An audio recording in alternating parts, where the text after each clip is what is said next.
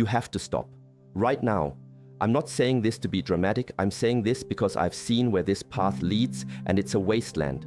That frantic search, that endless, aching, hollow feeling in your chest that you think one person is going to fill, it's a lie, a devastating one.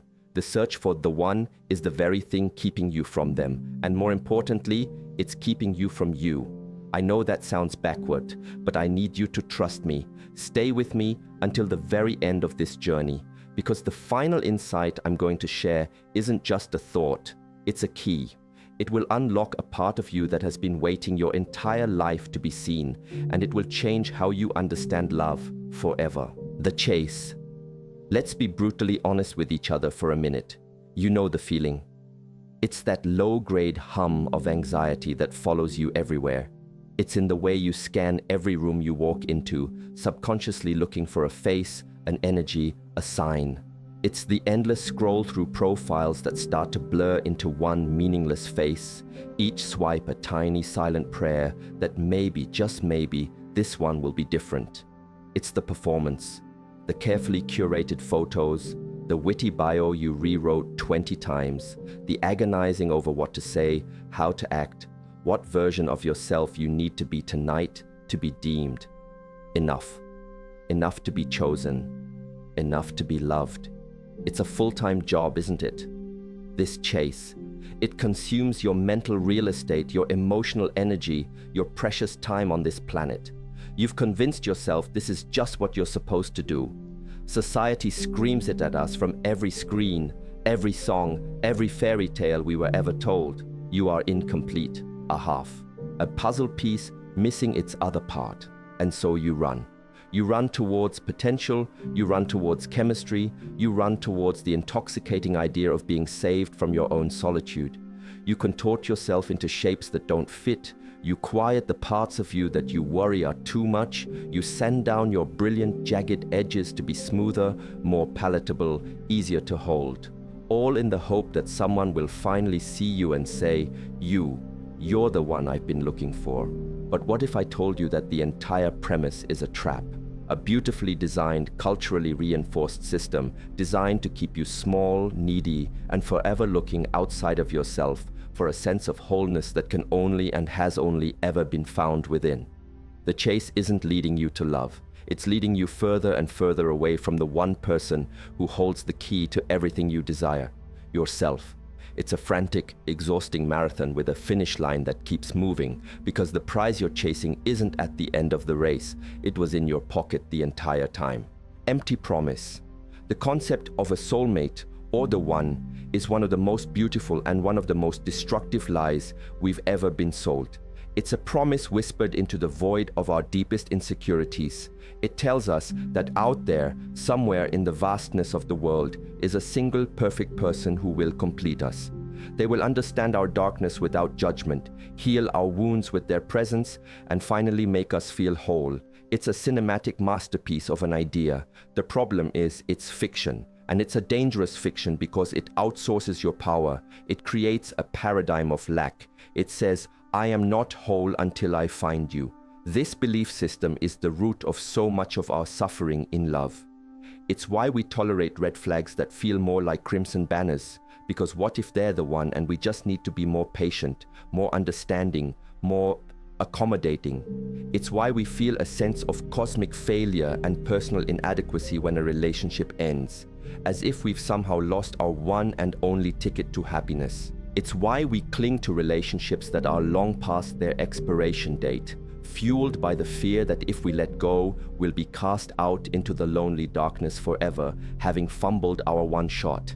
This empty promise turns love into a desperate acquisition, not a sacred connection.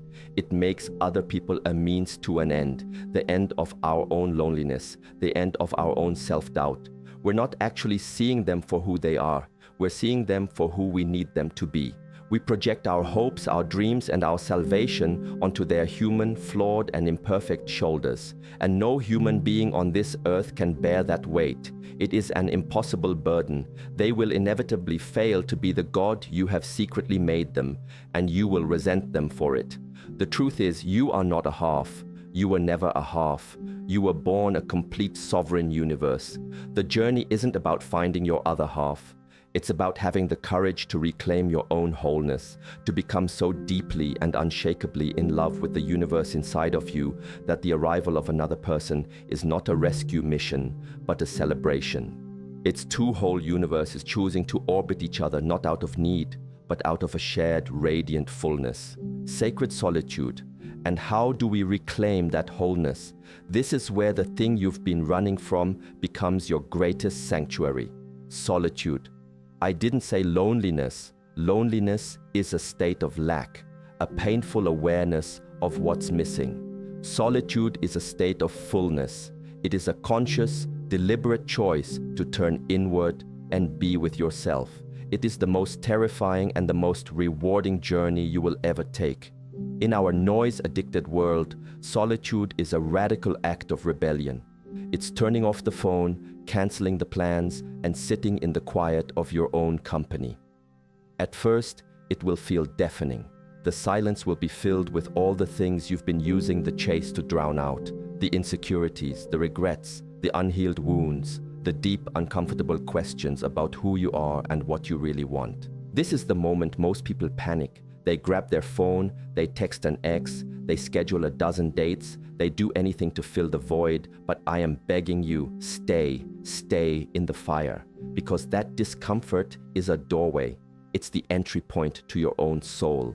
Solitude is the sacred space where the alchemy happens. It's where you finally stop performing for a potential partner and start being honest with yourself.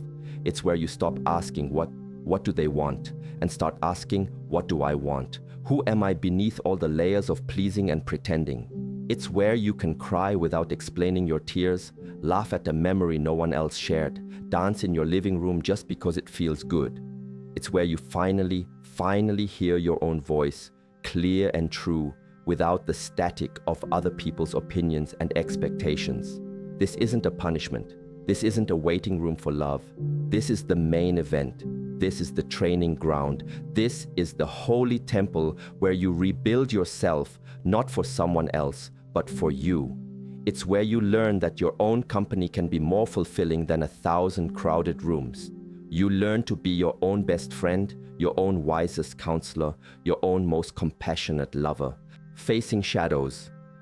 This sacred solitude isn't just about bubble baths and reading books, though those are beautiful. It is fundamentally about the courageous act of facing your own shadows. The shadow, a term coined by the great psychologist Carl Jung, is everything within us that we have disowned. It's the parts of ourselves we deemed unacceptable, unlovable, or shameful, and so we push them down into the dark basement of our psyche. It's our anger, our jealousy, our deep-seated fear of abandonment, our crippling insecurity, our neediness. We all have them. The chase for the one is often a desperate attempt to find someone whose light will be so bright it will make our shadows disappear. We think their love will save us from having to look at our own darkness.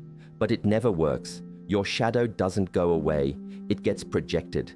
That insecurity you haven't faced, it turns into controlling behavior or baseless jealousy in a relationship, that unhealed abandonment wound. It causes you to sabotage a good thing the moment it gets too intimate, to leave before you can be left.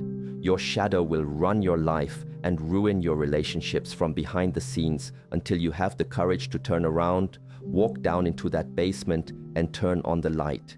This is the work of solitude. It's sitting with your jealousy and asking it, what are you really afraid of? Where did I first learn that I wasn't enough? It's feeling that raw terror of being alone and tracing it back to a moment in your childhood where you felt unseen or unprotected. It's allowing yourself to feel the volcanic rage you've suppressed for years and understanding what boundary was violated. This is not about blaming the past. It is about liberating your present. It's an archaeological dig of your own heart. Every feeling you unearth, every shadow you bring into the light of your own compassionate awareness loses its power over you. You are integrating these lost pieces back into yourself. You are saying to the angry part of you, I see you. Your anger is valid. Thank you for trying to protect me.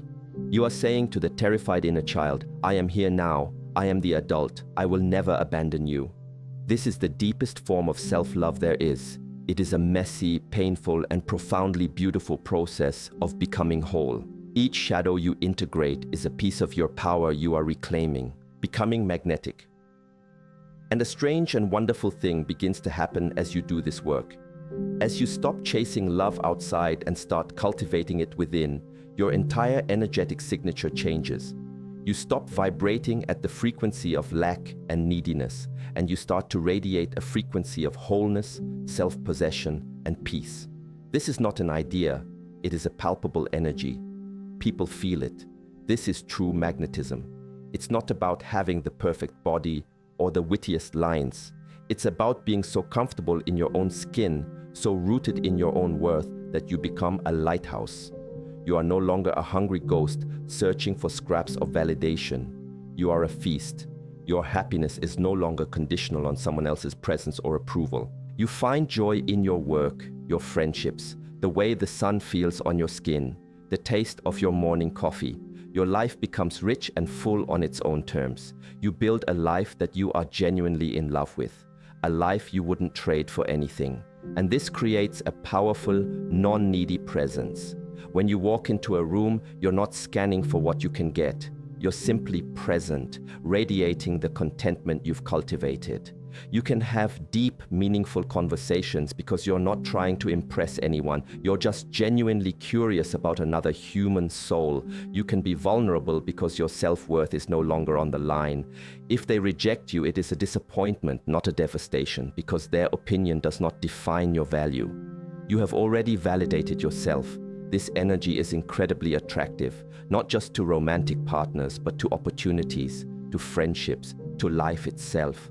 It's the paradox. The less you need love from a specific person, the more lovable you become to everyone. You are no longer chasing butterflies. You have built a garden, and the butterflies come to you. Love's arrival. And so it arrives. Not with a frantic chase or a desperate plea, but with a quiet, resonant click, like two tuning forks, vibrating at the same frequency, suddenly brought close enough to hear each other's hum.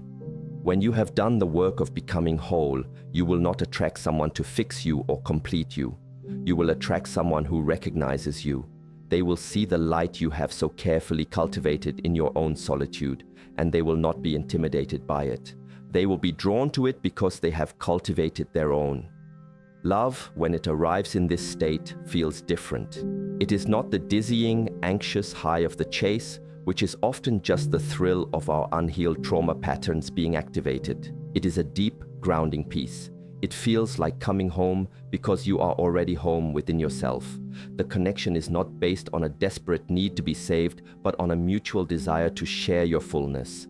The conversations are different. You're not afraid to show your shadows because you have already faced them yourself. You're not afraid of their shadows because you understand the courage it takes to be human. The relationship becomes a sacred container for two whole individuals to continue their growth side by side. It is not about losing yourself in the other person. It is about becoming more of yourself because of their presence. They will not be your source of happiness, but a beautiful mirror reflecting the happiness you have already found. They will not be the one who gives you your worth, but a witness to the worth you have already claimed. This is the love that lasts. Not because it's perfect, but because it's real. It's built not on the shaky foundation of need, but on the bedrock of two people who were brave enough to find themselves first. Final truth. If you have stayed with me this long, I want you to take a deep breath. Feel the air fill your lungs. Feel the life that is pumping through your veins right now, in this moment. I want you to listen, not just with your ears, but with every cell in your body. Because this is the truth that underpins everything we've talked about. This is the key. The love you have been so desperately, achingly, relentlessly seeking from another person is the exact same love you have been refusing to give to yourself. Let that sink in. The validation, the acceptance, the feeling of being cherished, the feeling of being seen, the feeling of being enough. You have been trying to import it from an external source when you have had an infinite, untapped supply within you the entire time. Every moment you spent trying to be worthy of their love was a moment you could have been proving your worth to yourself. Every tear you cried over their absence was a tear your own inner self was crying out for your presence. The entire search, the entire chase, has been a case of mistaken identity. You have been looking for a savior when you were always meant to be your own. Your real love story doesn't begin when you meet the one. Your real love story begins the moment you decide that you are the one you will show up for, the one you will forgive, the one you will protect, the one you will never, ever abandon. The journey is not to find love, it is to become love. And when you become love, manifested in a human body, whole and radiant and free, you will not need to search for anything. Everything and everyone that is meant for you will simply find its way home. Stop chasing, turn around. Your life is waiting for you. Come home.